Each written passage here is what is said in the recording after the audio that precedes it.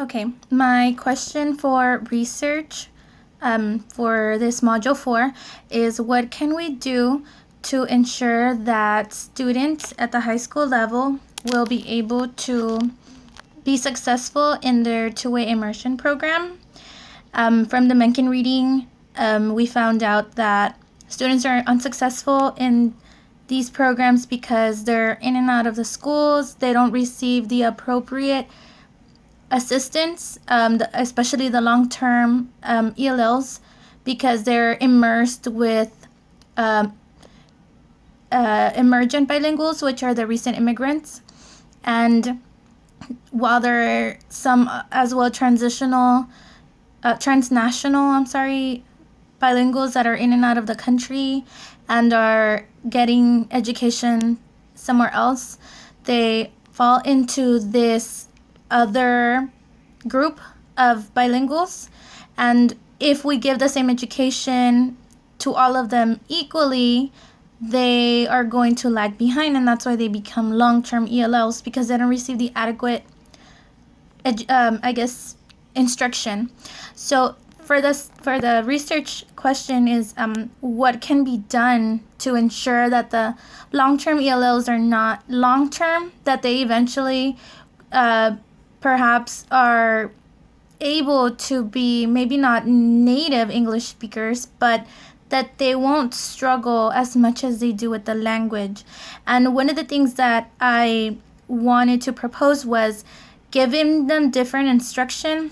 For instance, if we have different levels of instruction, like the way that in high school you have the option of doing AP, pre-AP, and regular, if we were to give that type of instruction, especially to the long-term ELLs, like if you were to group them by amount of years that they've been in the country or by their comprehension level, we would be able to further assist them and kind of lift them up into regular classes, if that makes any sense. I know that, for example, in Donna, where I teach, we sort of group our ELL students. I know that you're not supposed to technically by law group students, but it really does facilitate and it does assist with their learning. We do have a LEP team that concentrates on having anybody below 2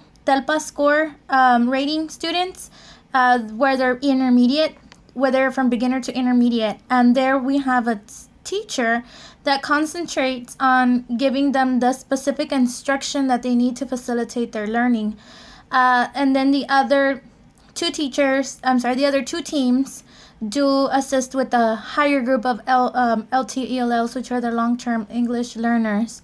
And we house the other biggest group of students, which we split, and we don't give as much facilitation. We kind of encourage more of the English language, because in 6th grade, students don't get to take the modified STAR test in Spanish.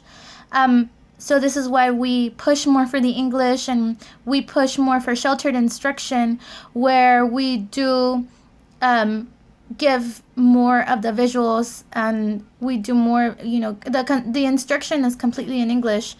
And I know something that I do is I do allow for the code switching, but not, like, I don't promote the Spanish. I tell them it's English. You want something, you need to speak to me in English, no Spanish. And at first I did have to sort of punish them. I know they like to see it as a punishment, but I tell them this is to help you use more of the English. I know you speak Spanish at home, but here in my classroom it's English, because I do teach reading, and I need for them to be more developed in English than in Spanish, because now their test is completely in English. But if we have that in the high school level, where just like you have the regular classes, pre-AP and AP, if you have something like that for the Spanish, for the emergent bilinguals and the LTELLs, I could see that as being successful, just like what we have with kind of grouping the emergent bilinguals in one group and giving them that assistance that you need to push them up to the next level. And then you have the 3 and 4s, which are the the advanced and advanced high to give them more of the academic vocabulary, give them more of a challenge. If you keep them all at the same level, then that's where they're going to stay. And that's why the study says that sometimes these programs are not successful. And I don't think that it's because they're not successful. I think it has to do with the level of instruction. They're not being challenged. As I saw also in the Lindholm reading, they were speaking of how successful it is, and it's because the students were motivated. They were excited. They wanted to learn. It was a safe environment. If you put the emergent bilinguals with the long-term ELLs, these long-term ELLs are already proficient, a lot more than the emergent. But if you put the LTELLs in a regular classroom, they're going to feel like it's not safe, like they're not going to want to learn because they're in an environment where everybody else is a lot higher than they are. So that's not good for them either. I think it's important to know how to group them and where to group them and put them somewhere where they're going to feel safe, where they're going to feel like being bilingual is important and positive. This way you can have positive results. Thank you.